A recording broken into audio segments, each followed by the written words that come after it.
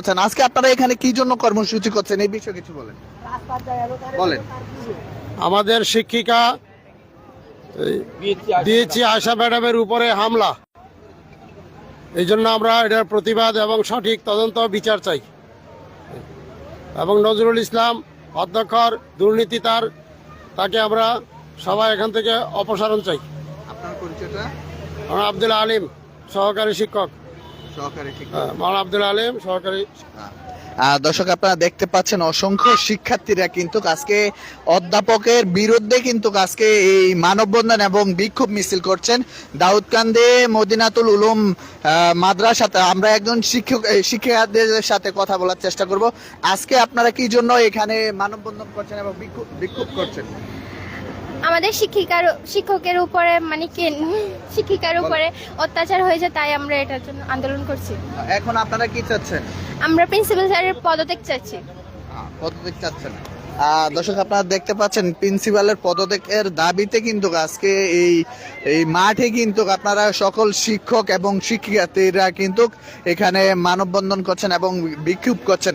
আমরা আরেকজনের সাথে কথা বলবো যে আপনারা আজকে এই যে কর্মসূচি করছেন, যদি এর পরবর্তীতে আপনাদের কর্মসূচি কি থাকবে? জি, আমরা আজকে যে কর্মসূচি করছি এটা হচ্ছে আমাদের শিক্ষকের উপর গতকালকে খুবই একটা খারাপ দুর্ঘটনা ঘটতে যাচ্ছিল। যাই হোক, আল্লাহ তাআলার রহমতে উনি ওখানকার স্থানীয় লোকদের মাধ্যমে ওখান থেকে কোনো রকম উদ্ধার পেয়েছে সন্ত্রাসীদের হাত থেকে। তো এটা ঘটনাটা হয়েছিল আমাদের শিক্ষিকা এখান থেকে ঢাকা যাওয়ার পথে নজরুলের কিছু সন্ত্রাসী লোক ওনার গাড়িতে উঠে গেছে। উঠে যাওয়ার পর ওনাকে হুমকি ধামকি দিয়ে গাড়ি থেকে নামিয়ে ফেলার পর সোনারগাঁতে নামিয়ে ওখানে স্টেশনের মধ্যে ওনার সাথে অনেক রাব ব্যবহার করছে। ওনাকে হুমকি দিয়েছে যে উনি যদি আগামী 1 সপ্তাহের মধ্যে যদি প্রিন্সিপালকে এখানে না বসে তাহলে ওনাকে জানে মেরে ফেলবে। আর আজকের এই ঘটনা, গতকালকে ওনার সাথে যে ঘটনাটা ঘটছে, এই ঘটনা যদি উনি কাউকে বলে তাহলে ওনাকে সাথে সাথে হত্যা করে ফেলবে। ওই পরিস্থিতিতে ওনার হাজব্যান্ড, আমাদের শিক্ষিকা যে ওনার হাজব্যান্ড ওনাকে কল দিয়েছিল। কল দেওয়ার পর সাথে সাথে ওনার মোবাইলটা হাত থেকে নিয়ে ইরাদা ফালাই দিছে। উনি কোনো রকম ওখানে স্থানীয় মানুষদের মাধ্যমে ওখান থেকে কোনো রকম নিজের জানকে হেফাজত করে সিনজের মধ্যে উঠে উনি ওনার গন্তব্যস্থানে চলে গেছে। তো এই পরিস্থিতিতে আনিত অভিযোগগুলো, আমরা যে অভিযোগগুলো দেখলাম, এই অভিযোগগুলো সম্পূর্ণ প্রশাসনভাবে ওনারা জাস্টিফাই করছে, করার পরও পিছপা হয়ে যায়। এই আন্দোলন যাতে আমরা না করি, উনি যাতে মাদ্রাসা আসে বসতে পারে। তো আমরা তো আমাদের গায়ে যতক্ষণ পর্যন্ত রক্ত থাকবে আমরা কখনো ওনাকে এই মাদ্রাসার মধ্যে আসতে দেব না। কেন দেব না? উনি যথেষ্ট অন্যায় অবিচার, গত 16 বছর হাসিনা আমল থাকতে উনি আমাদের প্রতি যথেষ্ট নির্যাতন করেছে। আমাদের সাবেক যে ছাত্রছাত্রী ভাইরা ছিল তাদের উপর উনি যথেষ্ট নির্যাতন করেছে। আমি তার মধ্যে একটা করে আপনাদেরকে বলতেছি, এখানে আমাদের মাদ্রাসা এমপিভুক্ত মাদ্রাসা, এখানে অনেক শিক্ষার্থীদের বেতন হাফ করছে, আবার অনেক শিক্ষার্থীদের বেতন একবারে ফ্রি করে দিয়েছে। উনি কি করেছে, আমাদের এক বোন, সে পরীক্ষা দিবে 2021 সালে, তারা 2 বোন ছিল। তো 2 বোন খুব অসহায় ফ্যামিলির ছিল।